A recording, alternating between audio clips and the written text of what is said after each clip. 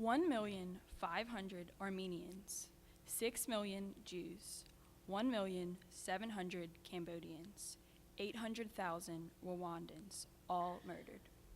And the last number I present to you is 50 million American babies murdered. The Armenians, Jews, Cambodians, and Rwandans were seen as less than human by either their government or the group that was targeting them. These people did nothing to deserve these severe punishments of death. They were simply seen as different. All of these millions of people murdered can be defined as genocide against our human race.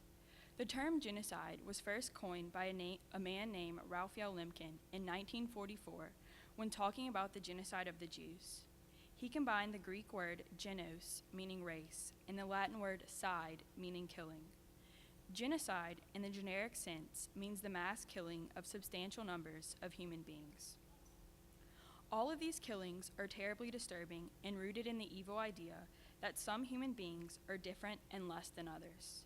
It is all rooted in discrimination. It is very sad to think that so many innocent lives were murdered. However, 50 million human beings is a much larger number than all of these murders added up. 50 million American babies murdered due to no circumstance of their own. It was a sole choice of another to end their life. Remember the definition earlier. A genocide is a mass killing of human beings because they fall into a specific group.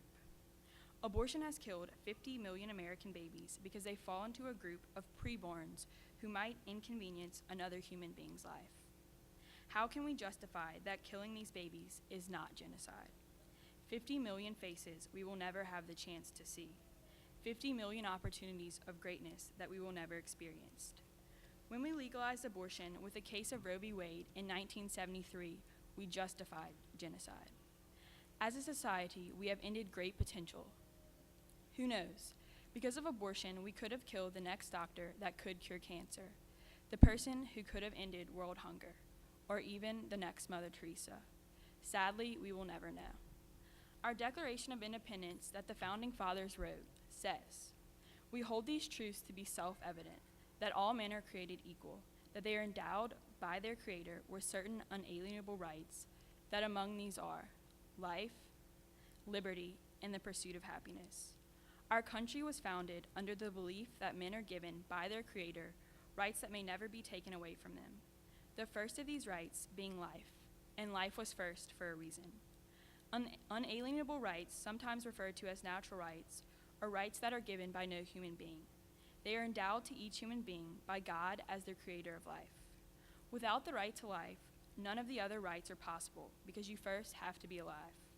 The tragedy of abortion would have never occurred under our founding fathers' morals. Why is this? 1, because our founding fathers founded this country one nation under God. 2, they recognized that these unalienable rights were given from God and that the gift of life especially was one solely from God. And 3, they would have never, under any circumstance, justified the murder of such innocent lives as babies in their mother's womb. The pro-life movement is making progress with the recent law called the fetal homicide law that is slowly being placed in many states' legal systems. The fetal homicide law, in summary, states that in a circumstance when a pregnant woman is killed, it is the murder of 2 people, her life and the unborn child. However, the woman's right to choose to terminate the life of her child in pregnancy by the genocide of abortion is not considered murder by our country's standards. The Laci Peterson murder case in California brought renewed attention to the rights of the unborn. Scott Peterson was convicted under state and federal law for the first-degree murder of his wife and the second-degree murder of his unborn son, Connor. How absurd and hypocritical can we be? That when the father chooses to kill his own baby, it's murder. But when a mother chooses to kill her baby through abortion, it's considered a choice. It's a choice, not a murder.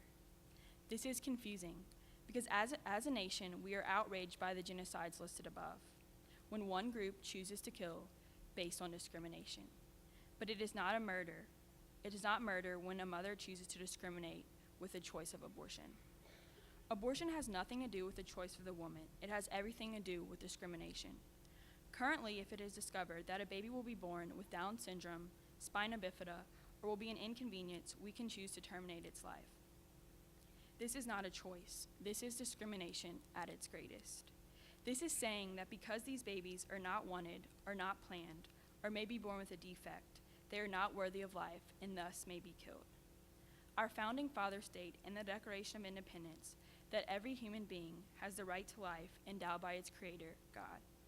Therefore, the American people have no right whatsoever to choose which lives are more valuable than others. Every human being, from the innocent in the womb, to the poverty-stricken people in Haiti, to the elderly in hospitals, and to the disabled, have been created by God and have a purpose on this earth, and their purpose is a part of the divine plan. The pro-life movement is rooted in the truth that this nation was founded under. It is rooted in God. America is justifying abortion by saying it's the woman's choice, when really it's not the woman's choice at all. It's the woman's chance to discriminate against which children should live and which should die. Have you ever noticed how our American society hates to actually see the proof of a genocide? We hate to watch movies such as the Hotel Rwanda or Schindler's List, and we hate to actually see pictures of how the Nazis so brutally murdered the Jews, and we hate to see how the Hutu soldiers, what they did to the Tutsi Rwandans. We cringe when we see these pictures or movies because we know that once we see it, there is no way to justify it as anything but murder.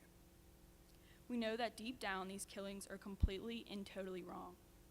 I ask you, are these possibly the same reasons that for all these years we have been afraid to look abortion in the eye?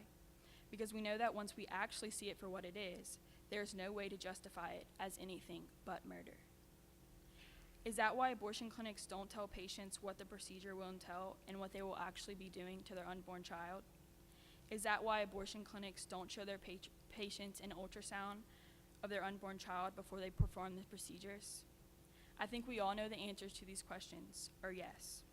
That's why abortion clinics and pro-choicers go around what abortion really is, because they know that once they reveal it for what it truly is, the American public's view on abortion would drastically change. On a more positive note, according to the Gallup poll of May 2009, for the first time since Roe v. Wade was legalized in 1973, our country is presently 52% in support of life. Yes, that is right, 52%. This is incredible. We are making great progress and we cannot lose hope. The tide is changing. I can also personally assure you that the pro-life youth of this nation are on fire to save lives. We know the truth, and we are not afraid to share it with the world. My fellow brothers and sisters in Christ, let us fight this battle with love, charity, forgiveness, and perseverance. Let us continue to change hearts, and let us change this country's moral position to one that defends all life. Thank you very much.